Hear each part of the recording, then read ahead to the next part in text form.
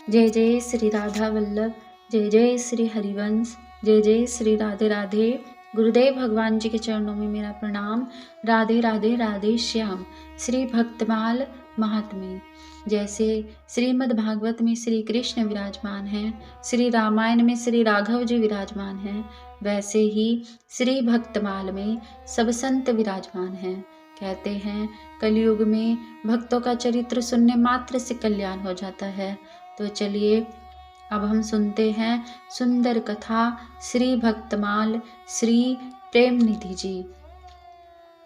भगवान श्री कृष्ण के एक बड़े प्रेमी भक्त हुए जिनका नाम श्री प्रेम निधि जी महाराज था। श्री प्रेम निधि जी में प्रेमा भक्ति संबंधी अनंत गुण प्रकट थे।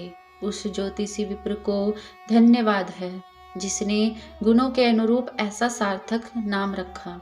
आप सुंदर, शीलवान और स्वभाव से नम्र थे। आपकी वाणी मधुर, रहस्यमयी और श्रोताओं का सर्वविध कल्याण करने वाली थी। राधे राधे।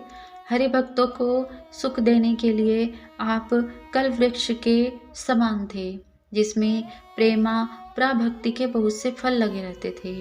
घर में रहते हुए आप गृहस्थाश्रम के प्रपंचों से परम विरक्त थे।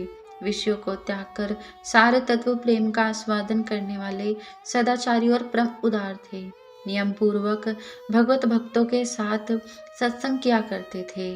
आगरा निवासी भक्तों पर दया करके आपने श्री वृंदावन से बाहर आगरे में निवास किया और भगवान की कथाओं के द्वारा सबको पवित्र किया।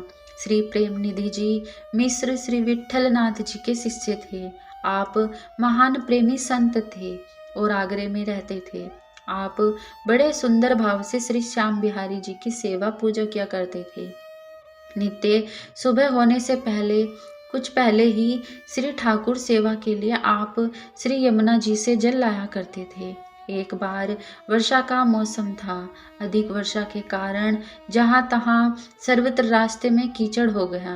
तब आपको बड़ी चिंता हुई कि यमुना जल कैसे लाए।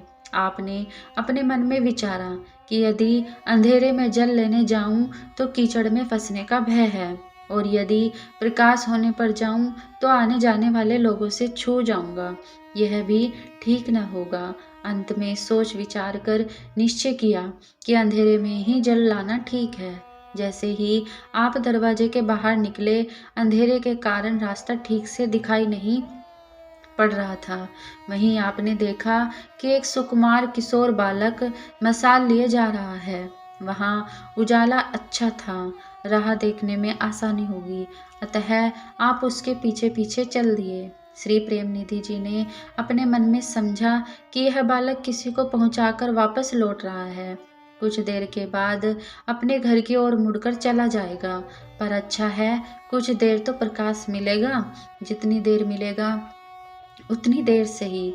इस प्रकार आप सोचते रहे, परंतु वह बालक कहीं न मुड़कर यमुना माँ के किनारे तक आया। इनके मन में बड़ा आश्चर्य हुआ और उस मसालची लड़के में ही अपने मन को लगाए हुए आपने यमुना जी में स्नान किया, परंतु इनकी बुद्धि को उसके रूप ने अपनी ओर खींच लिया था। स्नान के बाद जल से भरा घड़ा जैसे ही आपने अपने सिर पर रखा, उसी क्षण पहले की तरह वह बालक फिर आ गया और आप उसके पीछे पीछे चले। जैसे ही आप अपने घर के द्वार पर पहुंचे, वह मशालधारी लड़का गायब हो गया। वह बालक कहाँ गया, कौन था, उसे पुनः देखने के लिए आप आतुर हो गए। उसके सुंदर रूप में इनका मन अटक गया था। जैसे तैसे मन को संभाल कर श्री भगवान की सेवा के लिए जैसे ही श्री प्रेम निधि जी ने पट खोले तो आश्चर्य से देखते ही रह गए। क्या देखा कि भगवान के श्री विग्रह पर हाथों से तेल टपक रहा था और भगवान के चरणों पर कीचड़ लगा हुआ है।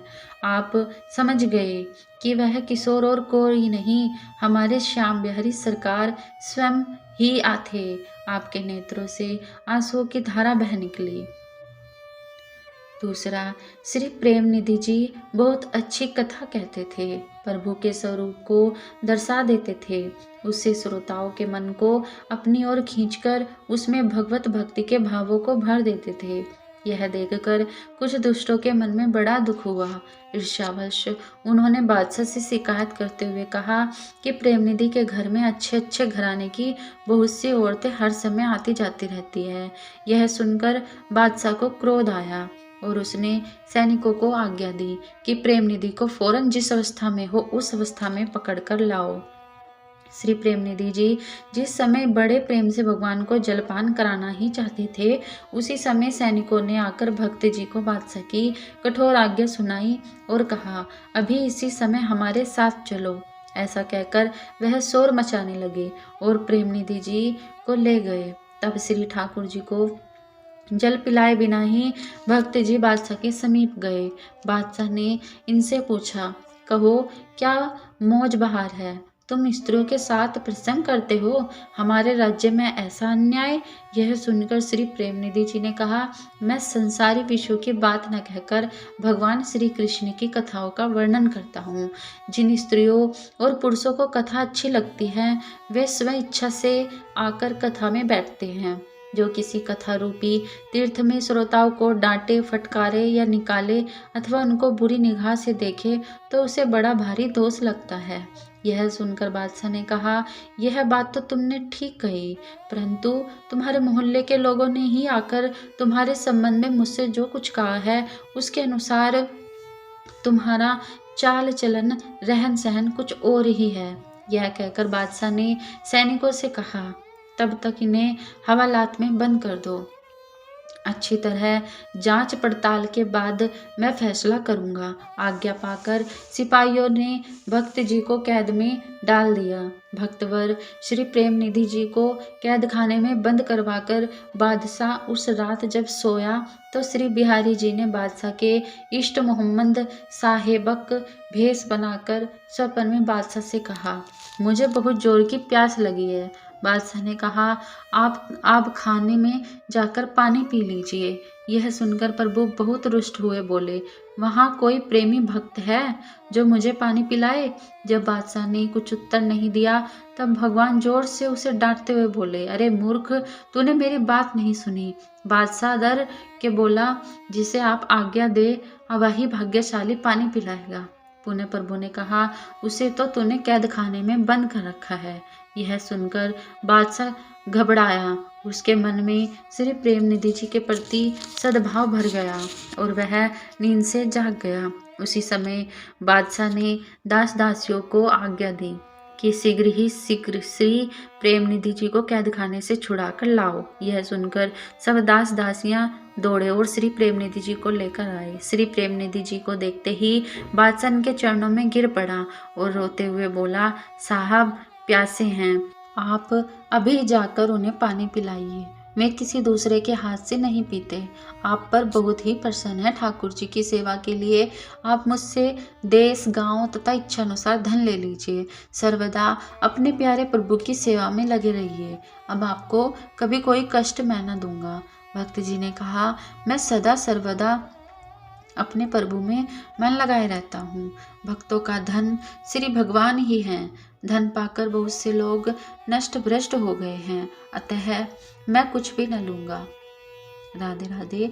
बादशाह ने मसालचों के साथ उसी समय श्री प्रेमनिधि जी को घर भेज दिया। श्री प्रेमनिधि जी ने घर आकर स्नान किया और श्री श्याम बिहारी जी को जल पिलाकर उन्हें प्रसन्न किया तथा स्वयं भी कृपा का अनुभव करके प्रसन्न हुए। भक्तवत्सल भगवान की जय, भगवान के भक्तों की जय, सभी संतन की जय, हरि भक्तन की जय। जय जय श्री राधे श्याम।